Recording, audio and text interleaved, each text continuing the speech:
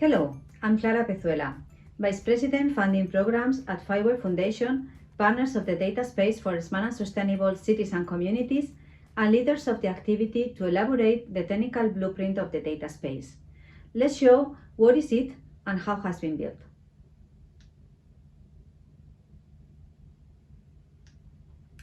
Let's start by defining what is a blueprint. According to the Data Spaces Supercenter glossary, a data space blueprint is a set of documents that specify guidelines, building blocks, and architectures which support the specification, implementation, deployment, and maintenance of data spaces. That's all what a data space should put in place to be set up and deployed. In the data space for smart and sustainable cities and communities, we have defined the blueprint as a sum up of an ecosystem around the stakeholder forum, a governance schema to regulate the participation in the data space, a collection of emerging use cases of data spaces, and the technical blueprint to provide the technical guidance and grounds for the digital infrastructure of the data spaces. And this fourth dimension is the one to be explained in this video. Others will be provided in other videos of the training.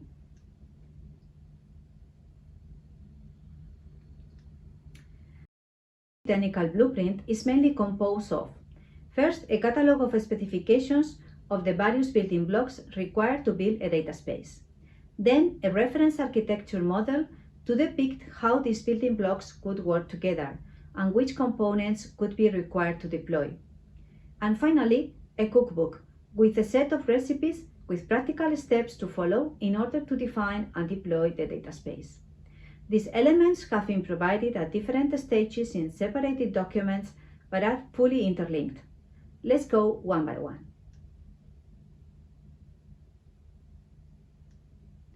The proposed catalog of building blocks for the data space relies on the taxonomy of building blocks proposed by the Data Spaces Supercenter, in brief, DSSC. The DSSC has been inspired as well by the technical convergence document produced by the Data Spaces Business Alliance, which joins together to the Fiverr Foundation, the Big Data Value Association, the International Data Spaces Association, and GaiaX. This taxonomy is organized in three categories of building blocks. One focused on data interoperability, or how to make data spaces interoperable. A second one in data sovereignty and trust, or how to make the data spaces a trusted and reliable environment.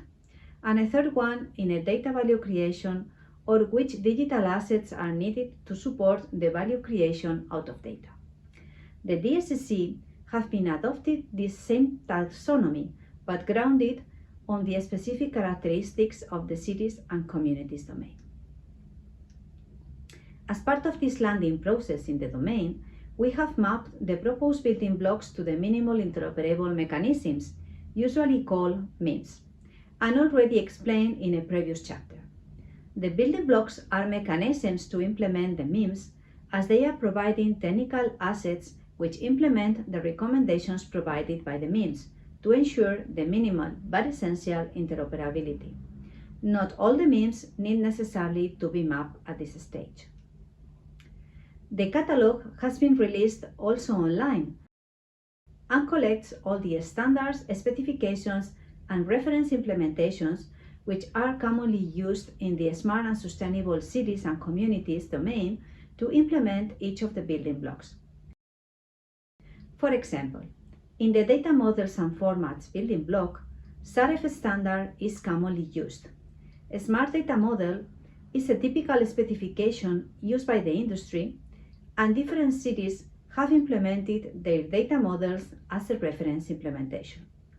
For each of the building blocks, the catalog also shows the related MIM, their scope, either generic or specific, and its adoption maturity. This catalog online may evolve over the time and is open for contributions and comments from everybody.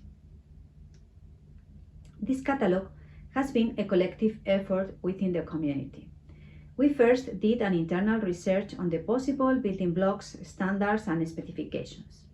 Then we involved the community through interviews to experts in the field and a survey to cities and suppliers.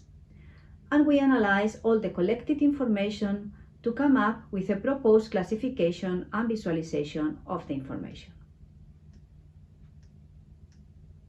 As a result, we collected more than 40 standards and specifications and about 30 reference implementations. Now the challenge is to find the mechanisms to make all interoperable despite of the dispersion of the standards. Let's go a step further and define the reference architecture.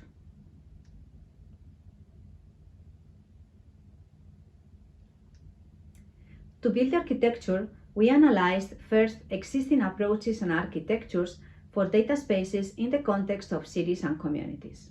We found relevant the European Interoperability Framework, the FIWARE Reference Architecture for Smart Cities, the IDSA Reference Architecture for Data Spaces, or the Gaia-X Architecture Framework, amongst others. Then we identified the most frequent scenarios in cities in relation to data spaces and selected various use cases that could be representative for validating the architecture.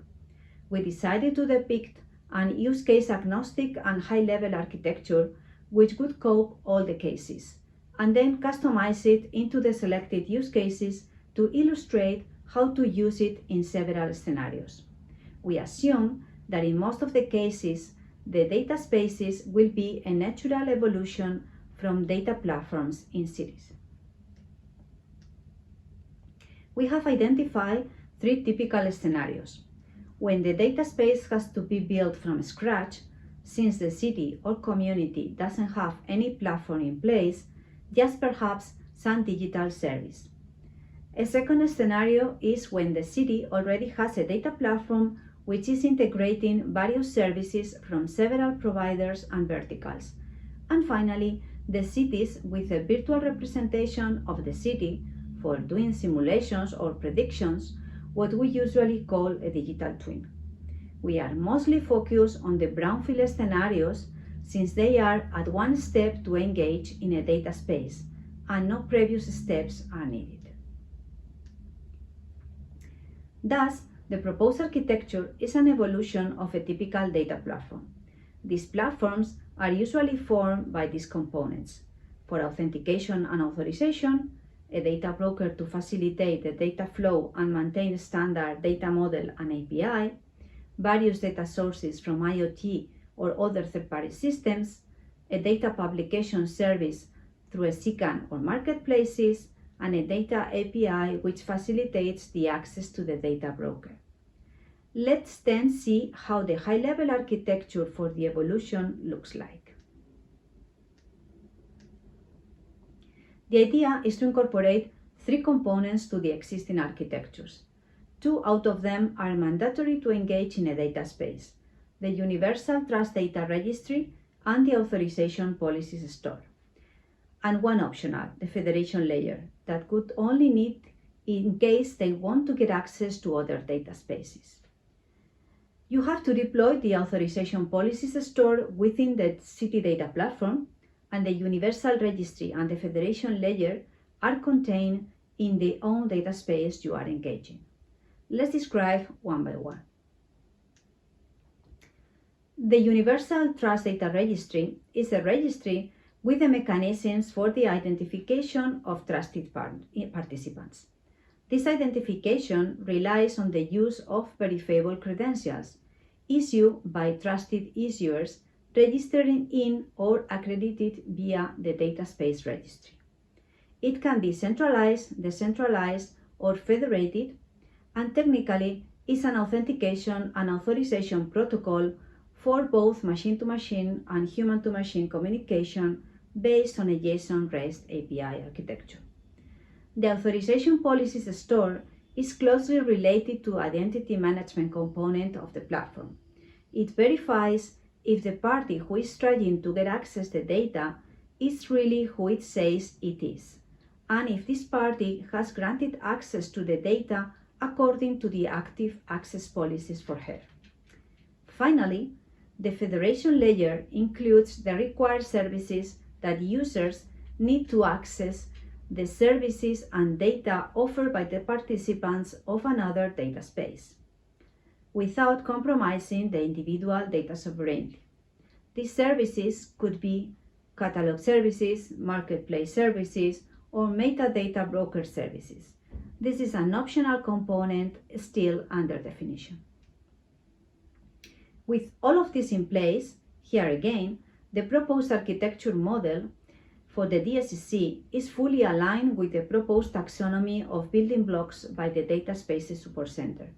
In this picture, you can clearly see how the proposed components to make evolve the smart city platforms, which are in green, and the usual components coming from the city's platforms in light and dark blue are perfectly mapping the building blocks to cover all the possible technical functionality of the data space. How could we apply this architecture and components to the existing data platforms?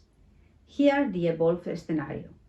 The proposed architecture is an evolution of the typical data platforms, which is the best starting point for a city to engage in a data space without compromise the core purpose of their existing platforms. By evolving their architectures, the cities and communities will enable the data spaces functionalities like data sovereignty and trust, data interoperability, and data value creation, support the governance model defining the data space, and get access to the services and data of other platforms in the data space with their own credentials of the platform, which they have been already users of. The cookbook provides the guidelines to use all this material and recommendations to follow. It includes a short guidance of 5 steps to carry out the evolution towards a data space in a city or in a community, a set of recipes for each of the 3 scenarios identified: greenfield, brownfield, and digital twin, a collection of frequently asked questions that a data space participant may wonder, a report of the provided feedback by the 4 pilots used to customize the architecture, and the data space stakeholders. To know more about the catalog, the architecture, and the cookbook, please visit our website or contact us. Thanks, and see you soon.